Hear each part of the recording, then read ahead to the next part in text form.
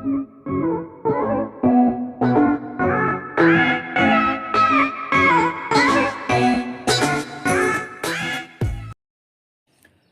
हिंद दोस्तों। उम्मीद करता हूँ आप सब लोग अच्छे होंगे। दोस्तों, आज हम एक ऐसे करंट टॉपिक के बारे में बात करेंगे जो हमारे देश के पड़ोसी देशों से संबंधित है। हम उन सभी देशों की स्थिति के बारे में जानेंगे जिसमें हमारे पड़ोसी देशों में क्या समस्याएं चल रही हैं, उनकी समस्याओं से हमारे देश को क्या समस्या हो सकती है और उन समस्याओं को हम कैसे हल कर पाएंगे। चीन हमारे देश के लिए इन पड़ोसी देशों के माध्यम से कैसे समस्याएं खड़ी कर सकता है और वह कैसे हमारे पड़ोसी देशों पर अपना प्रभाव बढ़ाने की लगातार कोशिश में है, और चीन कैसे पड़ोसी देशों के विकास के नाम पर उनके आर्थिक संकट की मजबूरी का फ़ायदा उठाते हुए इन देशों पर अपना प्रभाव बढ़ा रहा है, जिससे भारत की मुश्किलें बढ़ सकती हैं। चलिए दोस्तों, टॉपिक शुरू करते हैं। पूर्व प्रधानमंत्री अटल बिहारी वाजपेयी जी का एक प्रसिद्ध वक्तव्य है कि आप अपने दोस्त बदल सकते हैं, पड़ोसी नहीं। ऐसे में बांग्लादेश में भारत समर्थक सरकार शेख हसीना सरकार का तख्तापलट देश के लिए एक और बहुत बड़ा झटका साबित हुआ है। इस घटना ने हमारे सामने एक और अस्थिर पड़ोसी खड़ा कर दिया है जो भारत की सुरक्षा चिंता को बढ़ा सकता है। भारत पाकिस्तान, नेपाल, श्रीलंका, मालदीव, म्यांमार और चीन जैसे पड़ोसियों के साथ पहले से ही चुनौतीपूर्ण सुरक्षा परिदृश्य का सामना कर रहा है। चीन बीते 2 दशक से दक्षिण एशिया में अपना प्रभाव बढ़ाने में जुटा हुआ है। एक बड़ी ताकत के तौर पर चीन के पास संसाधनों की किसी भी प्रकार से कोई कमी नहीं है। संसाधनों के जरिए वह पाकिस्तान, श्रीलंका, म्यांमार, नेपाल और मालदीव में अपनी स्थिति मजबूत करता जा रहा है। चीन ने बीते 1 दशक में बांग्लादेश में भी अपनी स्थिति मजबूत करने के लिए काफ़ी प्रयास किए हैं, लेकिन उसे उम्मीद के अनुरूप सफलता नहीं मिली है। चीन जैसी बड़ी ताकत के साथ में अस्थिर पड़ोसी देश भारत के रणनीतिक हितों के लिए किस प्रकार से चुनौती पेश कर रहे हैं, यह एक बड़ा मुद्दा है। भारत जो 7.8 जीडीपी ग्रोथ के साथ 3.6 करोड़ डॉलर की जीडीपी है, यहाँ $2,500 प्रति व्यक्ति आय और 143 करोड़ की जनसंख्या है। आइए अब बात करते हैं पड़ोसी देशों के साथ में चुनौतियों के बारे में।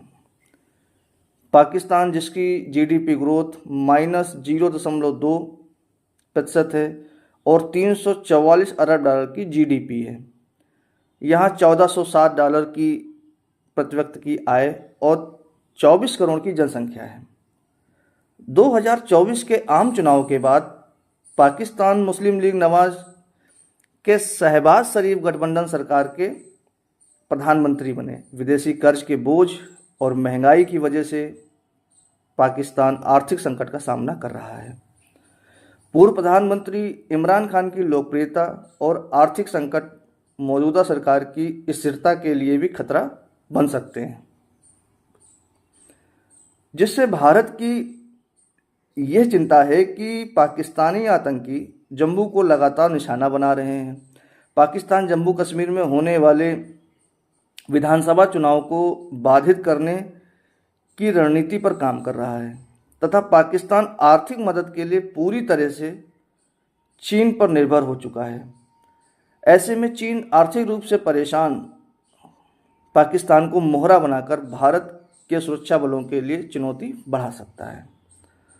नेपाल, जिसकी जीडीपी ग्रोथ 0.8% है और 41 अरब डॉलर की जीडीपी है, यहाँ $1,320 प्रति व्यक्ति की आय है और 3.1 करोड़ की जनसंख्या है। भारत में नेपाल कम्युनिस्ट पार्टी एकीकृत मार्क्सवादी लेनिनवादी केपी शर्मा ओली 14 जुलाई को प्रधानमंत्री बने। ओली को चीन समर्थक माना जाता है। भारत समर्थक नेपाली कांग्रेस गठबंधन सरकार में शामिल है, जिससे नेपाल के साथ भारत की यह चिंता है कि भारत ने काला पानी, लिम्पियाधुरा और लिपुलेख को अपने नक्शे में नेपाली क्षेत्र के तौर पर दिखाया है। चीन भारत को पीछे छोड़कर नेपाल में सबसे बड़ा विदेशी निवेशक बन गया है। मालदीव, जिसकी जीडीपी ग्रोथ 4.4% है तथा 6.7 अरब डॉलर की जीडीपी है। यहाँ प्रति व्यक्ति आय $12,667 है और यहाँ की जनसंख्या 5 लाख है। मालदीव में चीन समर्थक मोहम्मद मुइज्जू इंडिया आउट नारे पर चुनाव जीत गए। नवंबर 2023 में राष्ट्रपति बने मोहम्मद मुइज्जू को चीन का समर्थक माना जाता है। उनके कार्यकाल में ऐसी परियोजनाएं अटक सकती हैं जिन पर भारत काम कर रहा है। इसके अलावा चीन के प्रभाव में मालदीव के साथ पहले हो चुके समझौते को भी रद्द हो सकते हैं। इससे मालदीव में भारत के रणनीतिक हित भी प्रभावित हो सकते हैं। श्रीलंका, जिसकी जीडीपी ग्रोथ 2.3% है तथा 84.4 अरब डॉलर की जीडीपी है। यहाँ $3,830 प्रति व्यक्ति आय तथा 2.5 करोड़ की जनसंख्या है। श्रीलंका ने 2022 में गंभीर आर्थिक संकट का सामना किया। इसकी वजह से राष्ट्रपति गोटाबाया राजपक्षे सत्ता से बाहर हो गए और उनके उत्तराधिकारी रानिल विक्रमसिंघे ने अर्थव्यवस्था के मोर्चे पर सुधार किया। लेकिन आगामी चुनाव श्रीलंका के लिए विभाजनकारी साबित हो सकते हैं। श्रीलंका में गंभीर आर्थिक संकट के दौरान भारत की भूमिका को सहारा गया था, लेकिन श्रीलंका में चीन का प्रभाव अभी भी बना हुआ है। चुनाव के बाद श्रीलंका में ऐसी राजनीतिक ताकतों का वापसी होना संभव है जो भारत के हितों में बाधक बन सकती हैं। बांग्लादेश, जिसकी जीडीपी ग्रोथ 6.0% है तथा $446.3 अरब की जीडीपी है। यहाँ $2,620 प्रति व्यक्ति की आय तथा 17 करोड़ की जनसंख्या है।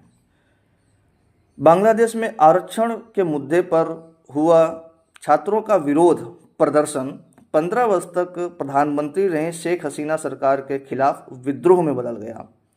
शेख हसीना को अपनी जान बचाने के लिए देश छोड़ना पड़ा। मोहम्मद यूसुफ अंतरिम सरकार के प्रधानमंत्री बने, लेकिन हालात अभी भी अस्थिर हैं। भारत को यह चिंता है कि भारत समर्थक शेख हसीना सरकार ने बांग्लादेश में उत्तर पूर्व के आतंकी समूह सहित भारत विरोधी गतिविधियों का प्रभावी रूप से अंकुश लगाया था। कट्टरपंथी इस्लामी समूह भारत के लिए खतरा बन सकते हैं। द्विपक्षीय सहयोग से जुड़े प्रोजेक्ट जैसे ऊर्जा प्रोजेक्ट प्रभावित हो सकते हैं। चीन नई अंतरिम सरकार के जरिए बांग्लादेश में प्रभाव बढ़ा सकता है। म्यांमार, जिसकी जीडीपी ग्रोथ 2.5% है तथा $64.5 अरब की जीडीपी है। यहाँ $1190 प्रति व्यक्ति की आय तथा 5.42 करोड़ की जनसंख्या है।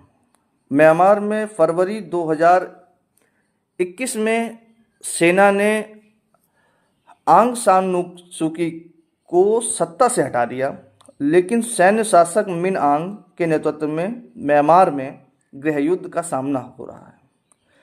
लगभग 50% हिस्से पर विद्रोहियों का नियंत्रण हो गया है। यहाँ भारत की यह चिंता है कि म्यांमार में जारी गृहयुद्ध भारत के Kaladan multi modal transport project को प्रभावित कर रहा है।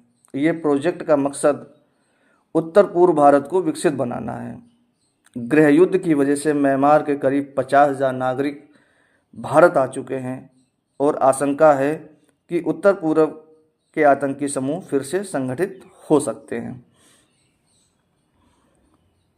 अब बात करते हैं भारत के सबसे बड़े विरोधी चीन के बारे में।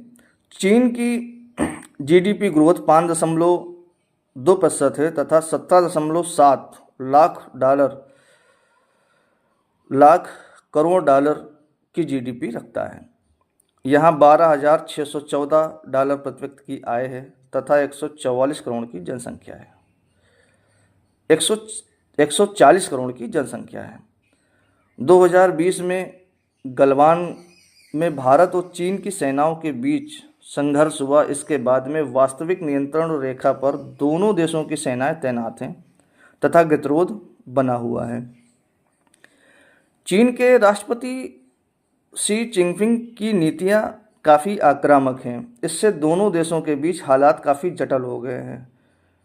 यहाँ भारत को ये चिंता है कि चीन और रूस की असीमित मित्रता भारत के सुरक्षा हितों को खतरे में डाल सकती है। चीन भारत की सीमा पर अपनी पोजीशन, बंकर और अपने बेस को मजबूत कर रहा है। चीन इंफ्रास्ट्रक्चर प्रोजेक्ट के जरिए दक्षिण एशिया में अपना प्रभाव लगातार बढ़ा रहा है और भारत को चारों तरफ से घेरने की रणनीति पर काम कर रहा है। दोस्तों, चैनल को सब्सक्राइब करें, वीडियो को लाइक करें, शेयर करें और कमेंट में बताएं कैसी लगी ये जानकारी। जय हिंद दोस्तों।